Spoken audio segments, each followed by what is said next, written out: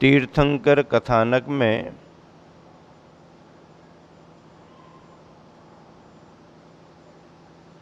बाईस में तीर्थंकर नेमिनाथ भगवान का संदर्भ आ रहा है। नेमिनाथ भगवान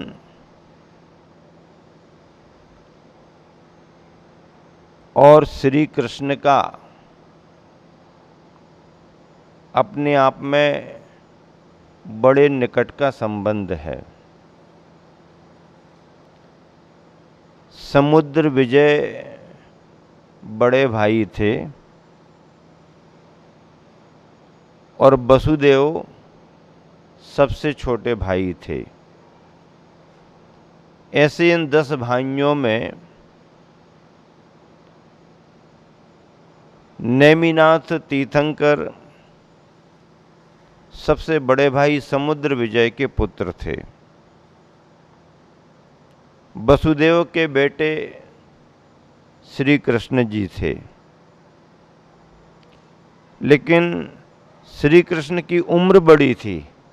नेमिनाथ का जन्म बाद में हुआ। ये विशेष बात है, ध्यान रखना। क्या बात ध्यान में रखोगे कि जन्म के क्रम में श्री कृष्ण जी का पहले जन्म हुआ और नेमिनाथ का बाद में जन्म हुआ। लेकिन नेमिनाथ 10 भाइयों में सबसे बड़े भाई के पुत्र थे और सबसे छोटे भाई के पुत्र श्री कृष्ण थे। श्री कृष्ण के पिता का नाम वसुदेव था, जिसके कारण नारायण श्री कृष्ण का नाम वासुदेव पड़ा। नारायण और बलभद्र का भ्राता के रूप में नियोग होता है। यहाँ पर तीर्थंकर भी नेमिनाथ चचेरे भाई के रूप में रहे।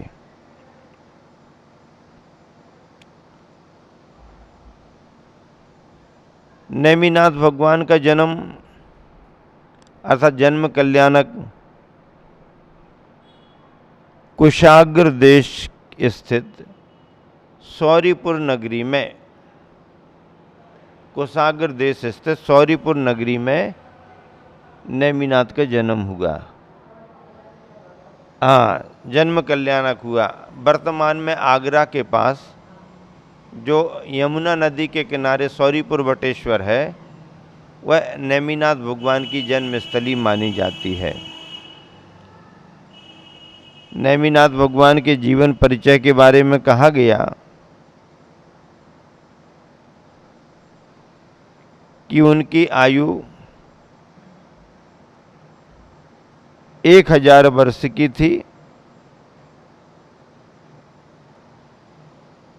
300 वर्ष की उम्र में कुमार काल बीत रहा था, तब वैराग्य का कारण बना।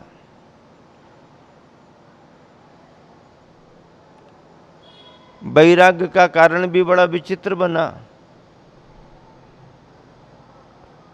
नेमिनाथ का विवाह सुनिश्चित हुआ। जूनागढ़ की ओर बारात चली।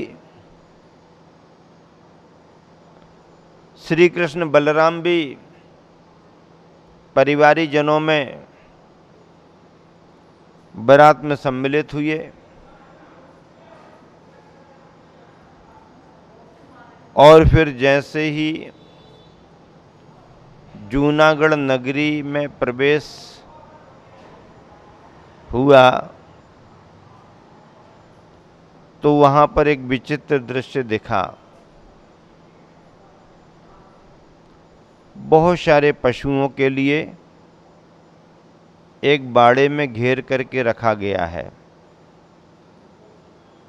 पशु आकुल व्याकुल हो रहे हैं, परेशान दिख रहे हैं, आर्त नाद कर रहे हैं, करुण क्रंदन कर रहे हैं। रथ आगे बढ़ते बढ़ते नेमिनाथ प्रभु का ध्यान चला गया। सारथी से उन्होंने पूछा कि ये पशुओं को बाड़े में क्यों घेर करके रखा गया। सारथी ने जो समझा होगा उस समय, सारथी को जो जैसा ख्याल में आया उसने बता दिया।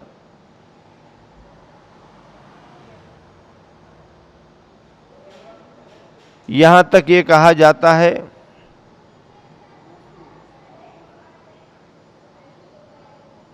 कहीं कहीं ग्रंथों में लिखा भी गया कि यदुवंशियों की बारात में जो और अन्यान्य राजा जुड़े हुए थे, जो असंस्कारित थे, उन सभी के खाने की पूर्ति के लिए पशुओं को रोक करके रखा गया, ऐसा कहा जाता है। लेकिन ऐसा भी कहा जाता है, यही हेतु बहुत बड़ा पुष्ट नहीं लगता। कहीं कहीं पर यह भी किसी विद्वान ने लिखा और अपना भाव प्रकट किया कि इतने बड़े तीर्थंकर की बारात आ रही है, रास्ते में जानवर कोई व्यवधान ना करें सड़कों पर गलियों में, इसलिए उन्हें सब जानवरों को बाड़े में एक साथ रोक करके रखा। अब जानवर जहां भी बाड़े में एक साथ रुक करके रहेंगे वो तो भागा दौड़ी करेंगे ही करेंगे, आकुलता व्याकुलता दिखेगी, तथ्य जो भी हो। लेकिन ये सत्य है कि पशुओं की आकुलता व्याकुलता देख करके तीर्थंकर नेमिनाथ प्रभु का मन द्रवित हो गया, मन में करुणा भाव आ गया और उन्होंने सारे पशुओं को छोड़ने का आदेश दिया। जूनागढ़ में विवाह की तैयारियां थीं, राजीमती राजुल स्वागत के लिए तैयार थी, लेकिन बीच में ही यह सब होने के कारण नेमिनाथ के विचार बदल गए और वैराग्य भावों को प्राप्त हुए।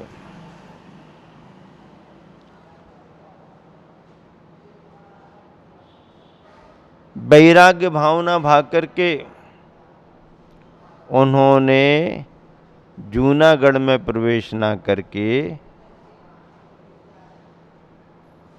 गिरनार पर्वत की ओर जाना शुरू कर दिया। दृश्य बदल गया।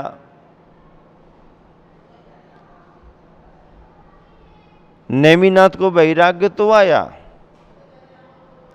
लेकिन कोई ऐसा भी विचार रखते हैं कि ना किसी के खाने की आवश्यकता थी, ना रास्ते के पशुओं को व्यवधान देख करके बाड़े में घेरने की बात थी। ये तो श्री कृष्ण जी की चाल थी कि उन्हें मालूम था कि मेरे से भी ज्यादा बल नेमिनाथ के पास है, और उन्होंने ऐसा भाव किया कि ये तो तीर्थंकर हैं, जगत का कल्याण करेंगे, इसलिए इनके वैराग्य का कोई निमित्त बने तो बहुत अच्छा है। नेमिनाथ को वैराग्य कराने के लिए कृष्ण जी ने जानवरों को बाड़े में घिरवा के रखा और पशुओं की वह आकुलता व्याकुलता देख करके नेमिनाथ प्रभु के मन में करुणा का भाव आ गया। विवाह की जगह वैराग्य के मार्ग पर आगे बढ़ गए। सहस्राम्र वन में जाकर के दीक्षा ली। रेवतक पर्वत पर केवल ज्ञान पाया और उज्जैन गिरी गिरनार जी की सबसे ऊंची चोटी से निर्वाण पद को प्राप्त किया। ऐसे नेमिनाथ भगवान गुरुवर आचर्षि ने स्तुति लिखी है, बड़े अच्छे भाव प्रकट किए। नील गगन में अधर हो शोभित निज में लीन। क्या? नील गगन में अधर हो शोभित निज में लीन। नील कमल आसीन हो नीलम से अति नील। नेमिनाथ भगवान की स्तुति में कहा गया कि नील गगन में अधर हो। गगन कैसा दिखता है? नीला नीला नीला नीला नीला नीला गगन दिखता है, आसमान दिखता है। तो ऐसे नील गगन में अधर हो। भगवान तो अधर ही रहते हैं, अंतरिक्ष में ही रहते हैं। नील गगन में अधर हो शोभित निज में लीन। नील गगन में अधर हो शोभित निज में लीन। अपने आप में लीन होकर के शोभायमान हो रहे हैं, यहाँ वहाँ देखते नहीं हैं। नासाग्र दृष्टि है। प्रशांत रूपाय दिगंबराय देवादिदेवाय नमो जिनाय। ये स्वरूप है भगवान का। नेमिनाथ भगवान के लिए कहा गया, गुरुवर आचर्षि ने कहा, नील गगन में अधर हो शोभित निज में लीन। अपने आप में लीन होकर के शोभायमान हो रहे हैं। सबसे बड़ी शोभा अपने में लीनता की है। हम यहाँ वहाँ देख रहे, शोभा नहीं। हम बोल रहे, ठीक है, बोलना जरूरी है, बोलने का उपदेश भी है, लेकिन मौन में ज़्यादा शोभा है। यहाँ वहाँ ना देख करके नासाग्र दृष्टि, अपनी ओर देखने की ज़्यादा शोभा है। शोभित निज में लीन नील कमल आसीन हो। कौन से कमल पर आसीन? नील कमल।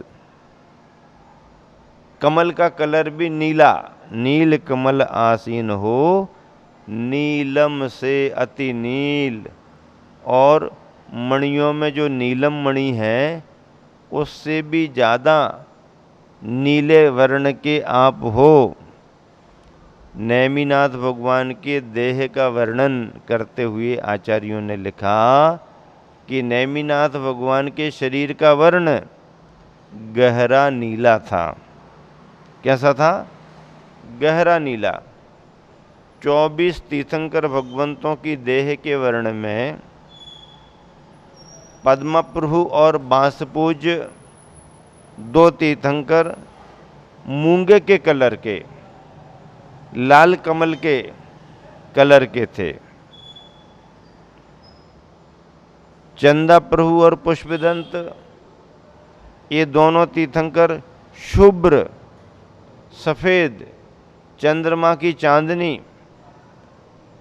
बर्फ जैसे कलर के थे। पारसनाथ सुपारसनाथ हरित वर्ण के माने गए हरे रंग के थे। हालांकि पारसनाथ भगवान के साथ हरे रंग के साथ सावलिया पारसनाथ की प्रसिद्धि भी बहुत है। मुनि शुभ्रत और नेमिनाथ भगवान शरीर के वर्ण में गहरे नीले वर्ण के थे। कैसे थे? गहरे नीले वर्ण के थे। ये तीर्थंकरों की देह वर्ण इस तरह से 2-2 करके 8 तीर्थंकर हो गए। बचे 16 से 16 तीर्थंकर तपाए गए स्वर्ण के समान थे। तपाए गए स्वर्ण के वर्ण के समान थे।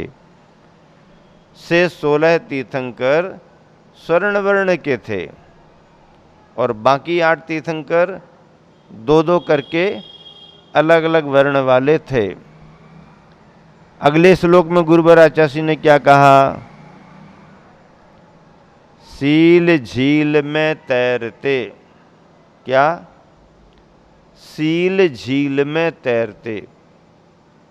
कहाँ तैर रहे हैं? सील की झील में तैर रहे हैं। स्विमिंग, तैरो, स्नान करो, अवगाहन करो, लेकिन कहाँ पर? बाहर के पानी में नहीं, नदी सरोवर में नहीं। सील झील में तैरते। सील की झील, सील का मतलब क्या? आत्म स्वभाव, परम ब्रह्मचर्य, अपने अंदर के स्वभाव में, उसे ही सील की झील कहा। झील यानी जहाँ गहरा पानी हो, समुद्र होते हैं, नदियाँ होती हैं, झील होती हैं, सब होते हैं। सील झील में तैरते कौन? नेमि जिनेश सलील। सलील लीला सहित। सलील का मतलब लीला सहित, आनंदित होते हुए। सील झील में तैरते नेमि जिनेश सलील। सील डोर मुझ बांध दो, डोर करो मत ढील। भगवान, आप तो सील की झील में लीला सहित प्रसन्नता पूर्वक तैर रहे हो, मुझ में तैरने की क्षमता नहीं है। मैं डरता हूँ, कमज़ोर हूँ, गहराई को देख करके भय आता है। तो ऐसी सील की झील में जाने के लिए सील डोर मुझ बांध दो। सील की डोर से मुझे बांध दो। सील की डोर से मुझे बांध दो और डोर करो मत ढील, और डोरी के लिए ढीला मत करो। सील की डोर से बांध दो और फिर डोर को ढीला मत करो, ताकि मैं भी आपका सहारा लेकर के सील की झील में तैरता रहूं, आनंद उठाता रहूं।